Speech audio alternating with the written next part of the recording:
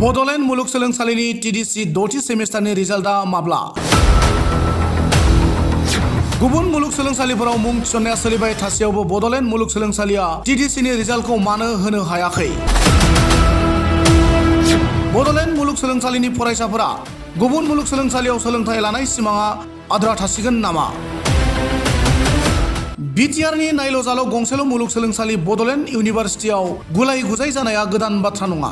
माब्लाबा थामथि सेमिस्टारनि रिजाल्ट होनायाव गुलाय गुजाय, माब्लाबा मुलुगसोलोंसालिनि भाइस चेन्सेलरनि गुलाय गुजाय। बे गुलाय गुजायखौ लानानै सम सम फरायसाफोरा सोमावसारबोदों आरो फरायसा आफादफोराबो बे बिथिङाव गुबुन गुबुन समाव धर्ना होस्रिख्रावनाय हाबाफारि लानायखौ नुनो मोनबोदों। दा बाथ्राया जाबाय, गुबुन मुलुगसोलोंसालिया टीडीसीनि रिजाल्ट होनायनि उनाव गुबुन गुबुन मुलुगसोलोंसालियाव मुं थिसननाया जालांबाय। मिथिनो हानाय बादियैब्ला मैयाबो गुवाहाटी कटन मुलुगसोलोंसालियाव पोस्ट ग्रेजुएटनि मुं थिसननाया जालाङो। नाथाय दासिमबो बड'लेण्ड मुलुगसोलोंसालिया टीडीसी जोबथा सेमिस्टारनि रिजाल्टखौ होनो हायाखै। जायनि जाहोनाव बड'लेण्ड मुलुगसोलोंसालिनि फरायसाफोरा कटन मुलुगसोलोंसालियाव मुं थिसननो थांनाय समाव जेबो डिग्री उथ्रिसारनाय फोरमान बिलाइ दिन्थिनो हायैयाव मुं थिसननो हायालासेनो मोखां सायर' जानानै न'आव फैफिननो गोनां जायो। जायखौ लानानै समाजारि बिजोङाव खायसे फरायसाफोरा खुद्रिसारनायखौ नुनो मोन्दों। दा बाथ्राया जाबाय, जायफोर फरायसाफोरा गुबुन गुबुन मुलुगसोलोंसालियाव मुं थिसननायनि खाबु मोननायनि उनावबो रिजाल्ट मोनैनि थाखाय मुं थिसननो हायैनि बिबानखौ बड'लेण्ड मुलुगसोलोंसालिया बानस'नो हागोन ना बेबादिनो फरायसाफोरनि इयुनखौ लानानै बड'लेण्ड मुलुगसोलोंसालिया गेलेबाय थागोन?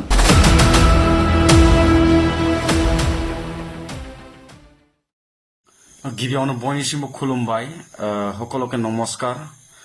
दिनैनि बे भिडिअ फैनायनि गुबै जाहोनानो जाबाय बड'लेण्ड इउनिभार्सिटिखौ लानानै আজিৰ मेन भिडिअ आहार मेन उद्देश्यটো हल बड'लेण्ड इउनिभार्सिटिक লৈ। दिनै बयबो मोनथिगौ, আজি সকলোৱে জানে, बड'लेण्ड इउनिभार्सिटिखौ लानानै बा आदार्स इउनिभार्सिटिफोरनि जा पिजि जा मास्टार डिग्रीनि एडमिशन बियो जानानै थांबाय बा सोलिगासिनो। नाथाय बड'लेण्ड इउनिभार्सिटिया दिनैसिम 6 सेमिस्टारनि रिजाल्टखौ डिक्लेयार होनो हायाखै आरो 5th सेमिस्टारनि रिचेकिं जायफोरा खालामदों बिथांमोननि रिजाल्टखौ दासिमबो होनो हायाखै। बाट वाइ? नाथाय मानो? दा जाय बिथांमोना रिजाल्ट मोनाखै एडमिशनखौ बोरै लागोन? उइदाउट मार्कशीट, फाइनाल मार्कशीट बेफोरखौ मोनालासे बोरै बियो आदार्स इउनिभार्सिटियाव एडमिशन लागोन? दिनै जों खोब गावनि मेगनजों नुनो मोन्दों। दिनै कटन इउनिभार्सिटि बायदियाव एडमिशन जागासिनो, डिब्रुगड़ इउनिभार्सिटि एडमिशन जानानै थांबाय।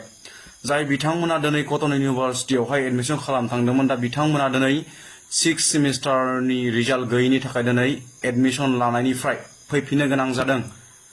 माखासे फरायसाफोरा जायफ्रानोखि बड'लेण्ड इउनिभार्सिटियाव फरायगासिनोमोन बिथांमोना दिनै मेगनाव मोदै लानानै न'सिम फैफिननो गोनां जादों। नाथाय मानो? गुबै जाबाय, बियो बड'लेण्ड इउनिभार्सिटिया दिनै 6th सेमिस्टारनि रिजाल्टखौ डिक्लेयार होआखै दासिमबो। बिथांमोना मा खालामनो सानदों? बिथांमोना फरायसानि लाइफखौ मा खालामनो सानदों? मानो गेलेबाय थादों? যিসকল বড়োলেণ্ড ইউনিভাৰ্চিটিক চলাই আছে তেওঁলোকে ষ্টুডেণ্ট লাইফৰ লগত কিয় খেলি আছে? আজি যিসকল কটন ইউনিভাৰ্চিটিত এডমিশ্যন কৰিবলৈ গৈছিলে তেওঁলোকে এডমিশ্যন পোৱা নাই, কাৰণ তেওঁলোকে 6 সেমিষ্টাৰৰ মাৰ্কশ্বিট বিচাৰিছে, তেওঁলোকে দিবলৈ পৰা নাই। চ' তেওঁলোকে আজি চকুত পানী লৈ কিনি ঘৰত লৈ ঘূৰি আহিব লগা কিয় বাধ্যতা হৈছে? আজি তেওঁলোকৰ দায়িত্বটো কোনে ল'ব? তেওঁলোকৰ ভৱিষ্যতটো কি হ'ব? दिनै जाय बिथांमोना एडमिशन मोनाखै, दिनै बिथांमोना मा जागोन? दिनै बड'लेण्ड इउनिभार्सिटि एडमिशना जानानै थांबाय, बिथांमोना ना बैथिं जाबावगोन ना बैथिं एडमिशन लानो हाबावगोन?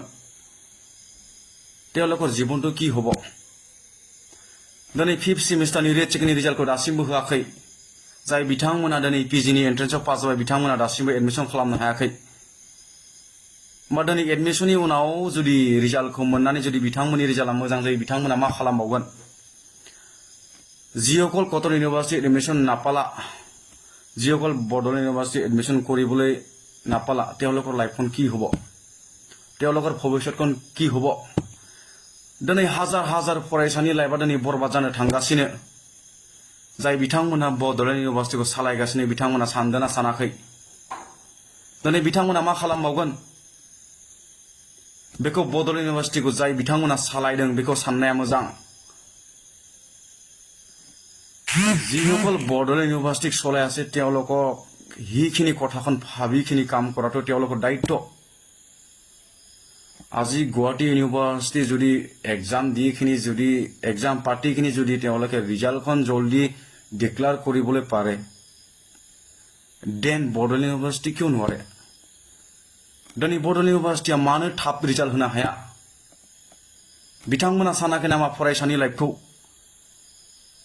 आदार्स इउनिभार्सिटिया दिनै एडमिशना जानानै थांबाय दिनै क्लास जानानै थांबाय होमबा बिथांमोना उइदाउट रिजाल्ट बोरै एडमिशन लानानै बोरै बिथांमोना क्लास लानो हागोन दिनै गासै फरायसानि सिमाङा एखे नङा गासै फरायसाया बड'ल इउनिभार्सिटियावल' फरायहोनानै बिथांमोना फराया बिथांमोनाबो सिमां दङ बिथांमोनाबो थांखि दङ आदार्स इउनिभार्सिटियाव फरायनायनि बिथांमोनाबो सासे मानसि जानायनि सिमां दङ होमबा दिनै बेखौ बिथांमोना मानो सानाखै बिथांमोननि लाइफ बरबाद जानायखौ सोर नायफिनगोन बेखौ बड'ल इउनिभार्सिटिया सानदोंना बेखायनो आङो खावलायदों दिनै 6 सेमिस्टारनि रिजाल्टखौ थाबैनो डिक्लेयार होनांगौ ইয়াৰ কাৰণে মই আপিল কৰিছো যেমান সোনকালে পাৰে 6 সেমিষ্টাৰৰ ৰিজাল্টখন ডিক্লেয়াৰ কৰিব লাগে যাহাতে ষ্টুডেণ্টে এডমিশ্যন ল'বলৈ পাৰে যিসকল এডমিশ্যনে এতিয়া এডমিশ্যন লনাই তেওঁলোকে এডমিশ্যন পাবলৈ তেওঁলোকে সক্ষম হয় दिनै मोजां ষ্টুডেণ্টआ दिनै गाबनानै फैफिननो गोनां जादों मानो थाखाय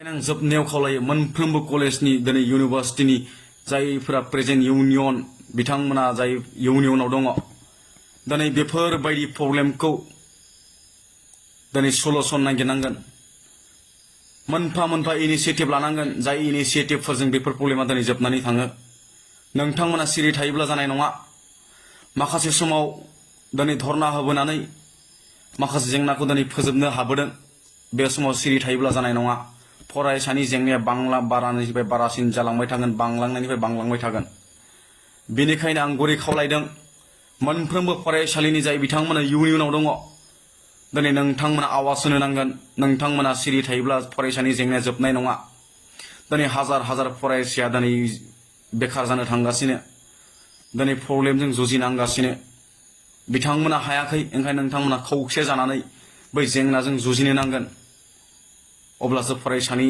जेंनाया जोबगोन खुलुमबाय